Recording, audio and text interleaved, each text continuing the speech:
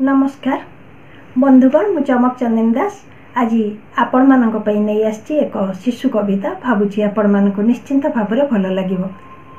कवितार शिरोनाम पाठ पढ़ी जाओ। आमरी घरर पुसी से दिन बसिला ऋषि कहिला पाठ मु पढ़िबाकू गले तेबे जाई हेबी खुशी। कहिला पाठ मु पढ़िबाकू गले तेबे जाई हेबी खुशी। जेते जहा जी देला मुह को बुलेई नेला दूध भात माछ किछि खाइलानी गर गर खाली हेला। दूध भात माछ किछि खाइलानी गर गर खाली हेला।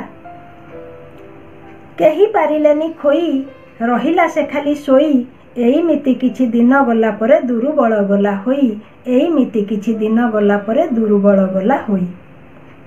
आउ कि होइबो काम बुद्धि हेला आम बाम।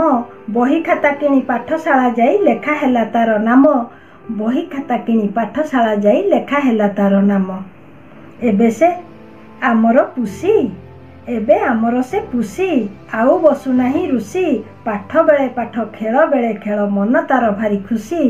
पाठ बेले पाठ खेल बेले खेल मन तार भारी खुशी। कहे सीए हसी हसी पाठ पढ़ी जाओ बसी। कहे सीए हसी हसी पाठ पढ़ी जाओ बसी। तेबे सबु सुख हीरा मोती होई मथारे पड़िबो खसी। तेबे सबु सुख हीरा मोती होई मथारे पड़िबो खसी।